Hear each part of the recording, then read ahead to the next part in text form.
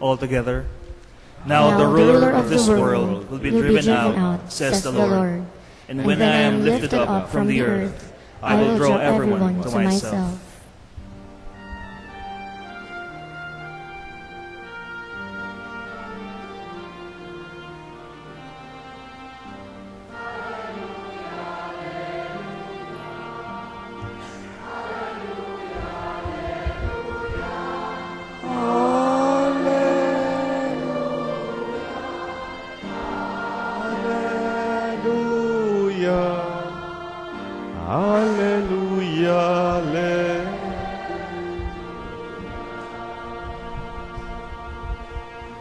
The Lord be with you. And with your spirit. A reading from the Holy Gospel according to Saint Mark.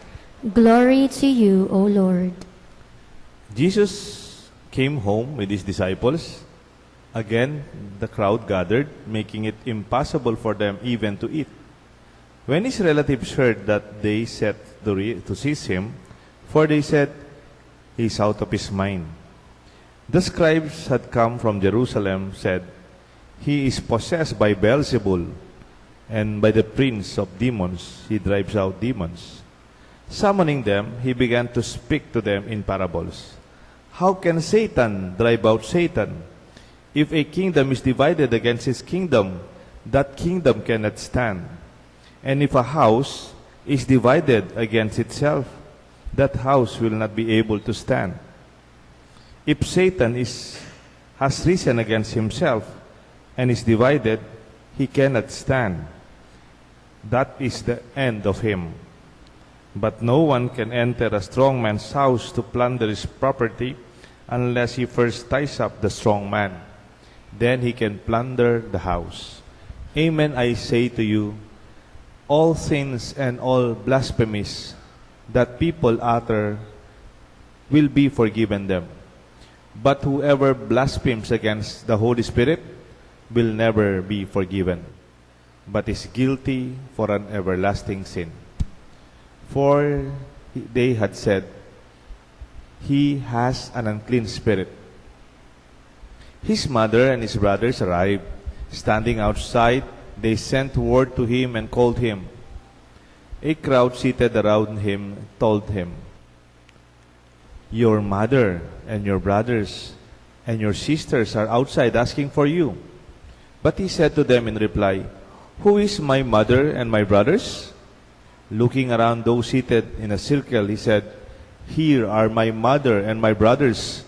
Whoever does the will of God is my brother and sister and mother." The Gospel of the Lord. Praise to you, Lord Jesus Christ.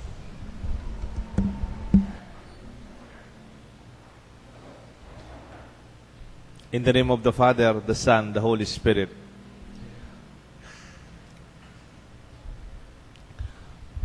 If a kingdom is divided in itself, it will not stand.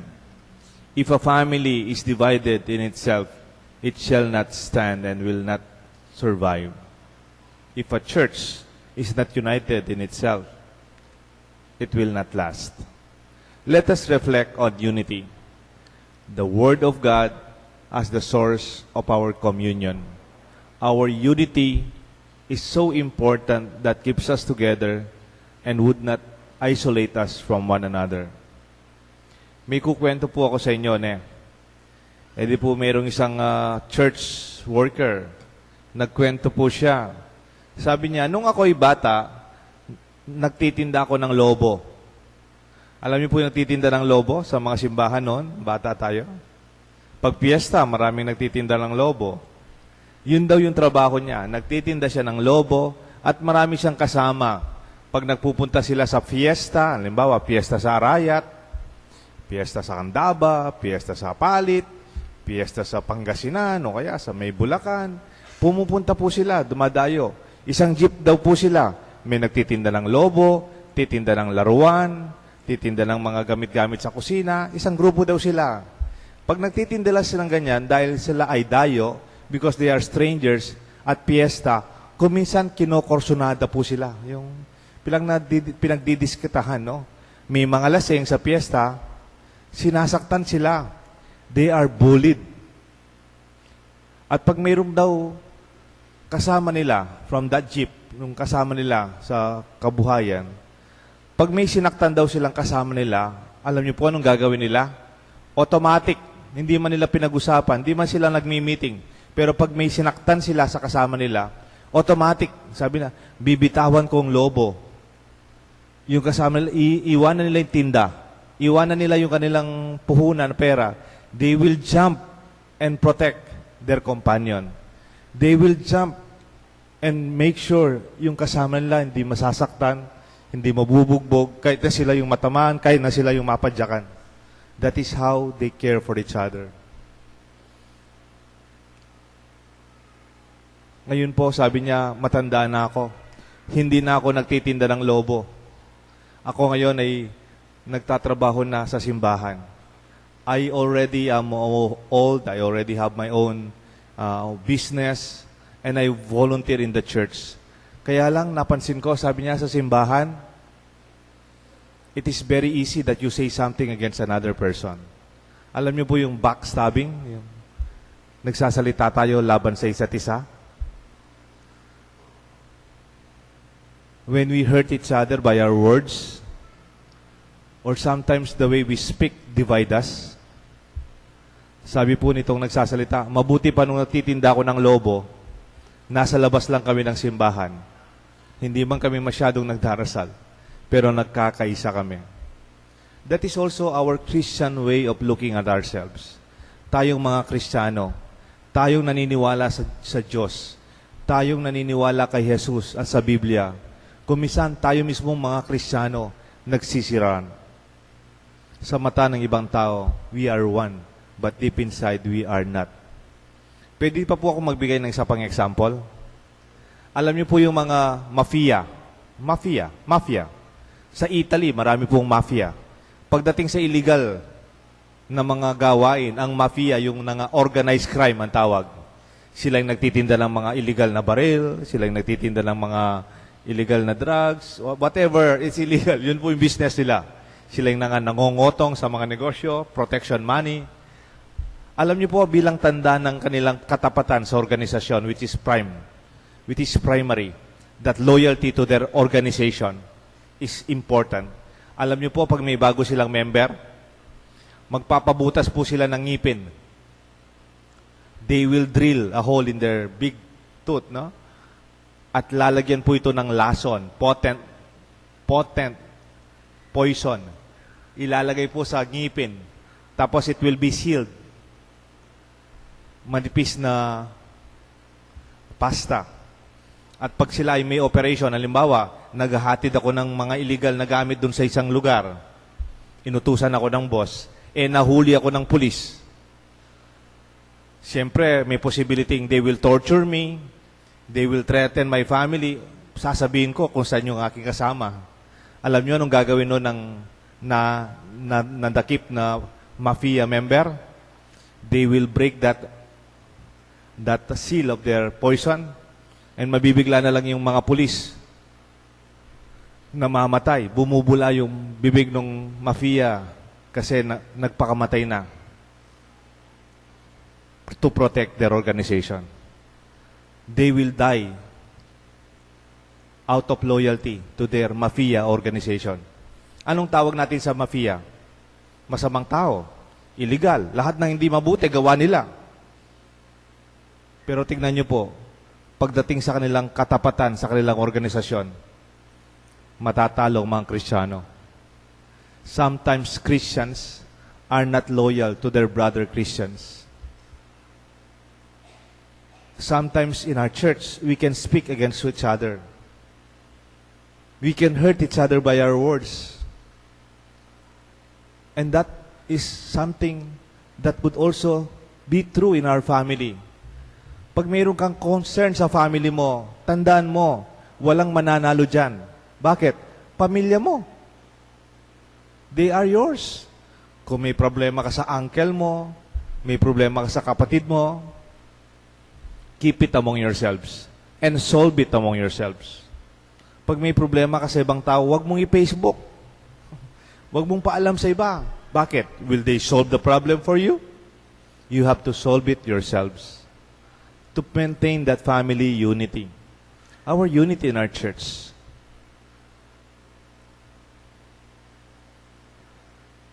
Look at the first reading in Genesis.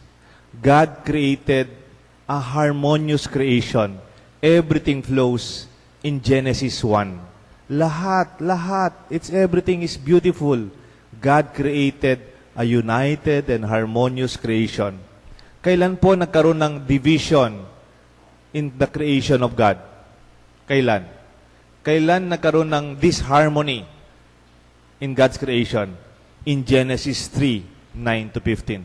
Nung nagkasala si Adan at si Eva, it was sin who brought disunity. Nung kinain ni Adan at Eva yung pinagbabawal na prutas, and God said, "Who told you, Adam, to eat that unforbidden fruit?" Ano sabi niya? Hindi po ako, hindi ko po kasalanan. Kasalanan ng asawa ko.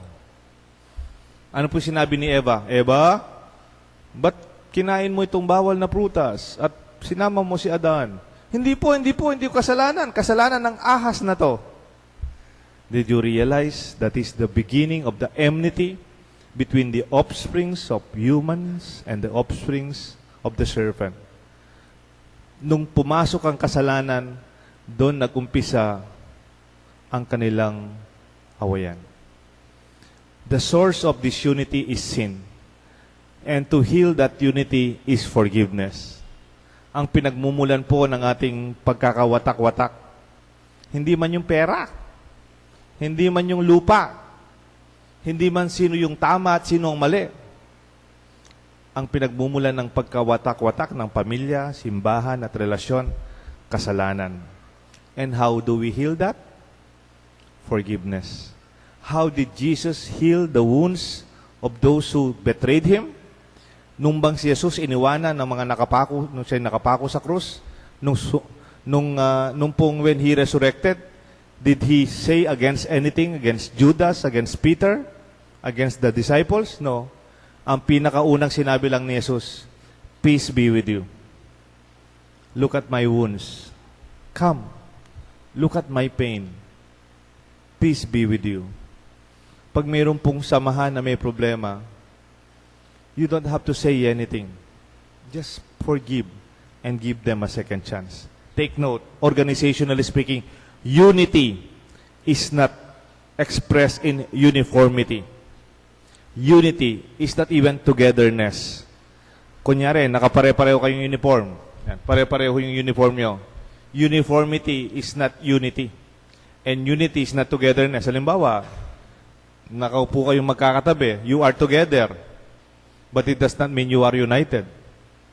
There is more to unity than uniformity. Kailangan pare-pareho tayo, pare-pareho. Minsan, pati bitones, dapat parehong bitones. So, and that is more than that. Mas malalim ang pagkakaisa, more than the eye could see. Even when we are together every day, that is not yet unity. Meron po akong karanasan noon. Nung bagong pari pa ako, alam niyo po ilan yung simbahan, parokya ng ating Pampanga sa Pampanga? Ang mga parokya sa Pampanga, we have 94 plus parishes. Ang dami po, no? At dumadami pa. Because we will be having another batch of priests to be ordained. At yung 94 na simbahan na yon, nung hindi pa ako nakarating dito sa St. Jude, napuntahan ko na po lahat. Ang trabaho ko noon, nagpa-facilitate ng planning and parish evaluations. Ang trabaho po yun. And, you know, one parish I visited, and I will not forget, they are so active. They are so organized. They are so efficient. They are so productive. Makita yung misa nila, napakaganda, ang galing nilang magkanta, yung uniforme nila, nag-umpisa sa oras. Ang daming mga manang, alam niyo po yung manang? Sa Kapampangan, kosyang. Alam niyo yung kosyang? Yung mga matatanda sa simbahan, yung nakasara pa yung simbahan, nandun na sila sa harapan ng simbahan. Tapos sila rin yung magsasara ng simbahan. Alam niyo po yung kosyang? Yung natutulog na yung Diyos, nagpapahinga na yung Diyos, ginigising pa pag nagdarasal. Doon yung mga kosyang. You know what I discovered? In spite of their efficiency, their productivity, and their very effective way of serving, you know what I realized deep inside when we did the evaluation? They are not united. Nagbabantayan sila. Yan. Late na naman siya, late na naman. Tingnan mo yung uniform niya, mali kulay ng uniform, maling kulay ng uniform. Hindi siya dumating.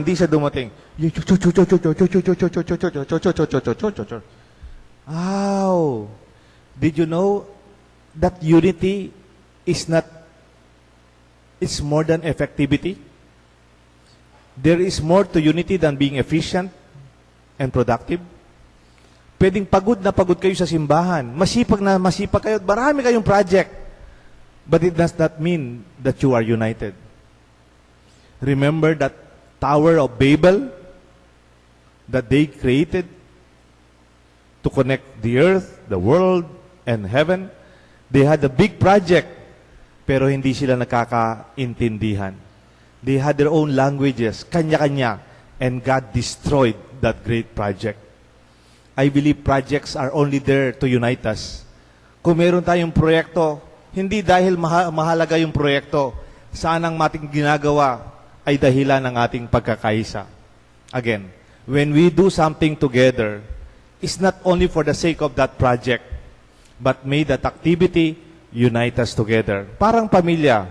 Kaya nag-outing kayong pamilya. Kaya nagpipiesta kayong sama-sama. Pag birthday ni Lola, nandun tayo. Hindi lang para sa birthday, pagkain o ulam. Because those are expressions and our desire to strengthen our relationship and our oneness. And that is our prayer for everyone. We feel that we are the body of Christ when we complement each other, not rivalry. Kung minsan iba-iba yung sekta natin bilang Kristiyano, tayo pa nagsisiraan. Ginagamit pa natin yung Bible para masira ang bawat isa. God will not understand that. You are my children. You are my people. Parang anak kayo. Sino po yung may mga anak? Di pa pag may anak kayo, hindi naman mahalaga sino yung mayaman, sino yung mas magaling, sino yung successful. Ang mahalaga sa magulang, nagmamahalan, nagkakaisa ang mga anak. Everything will follow later. Therefore, difference is an opportunity for complementation. When people feel they are one, they complement, and they are not rival. We are not threatened by our difference. We see difference as an opportunity to complement each other, to enrich each other. Sino po sa inyo yung mahilig sa garden? Mahilig po ako sa garden. Pero ang gagawin mo sa garden, puro green lahat. Puro green. Di ba, the beauty of the garden is the complementation of different flowers, different plants, may vine, mayroong ibang klaseng bulaklak, ibang klaseng kulay, and that complements. Our difference is not a threat. It's the joy to celebrate its gifts that complement it. Sino ba yung mga contractor dito? Contractor. Nakikita ko may mga contractor. Pwede bang magawa yung bahay kung 20 yung natatrabaho? Kaya lang engineer sila lahat. Siguro lang kasi makamaka engineer. Pwede bang matapos yung isang building kung 50 yung nagtatrabaho? Kaya lang architect sila lahat. Architect, do-drawing lang, susukat lang. Architect, matatapos pa yung building, puro architect, 50. Hindi, di ba? Paano ba tatapos yung building kung 20 yung nagtatrabaho? Foreman, tuturo lang, foreman. Even the church, we are not the same. We have different functions. But all our desire is that our complementation, our difference is not a threat, but also makes the project of God in our midst complete. The union is in the will of the Father. That unity in our mission and the Word of God. Ano po yung sinabi ni Jesus sa Gospel? Who is my mother? Who is brother to me? My brother and my mother and my sister are those who do the will of my Father. That's it. Ang ating pagkakaisa ay ang pare-pareho nating minamahal ang Diyos at ang kagustuhan ng Diyos. At ang salita ng Diyos ang binubuhay natin sa ating samahan. We are united in the Word of God, united in the mission as we share our life and our values. Magkakaisa sa buhay, magkakaisa sa pagpapahalaga, and united also sa mission natin sa buhay. May God bless us all, and God bless your unity, the Father, the Son, and the Holy Spirit. Amen. Let us all stand.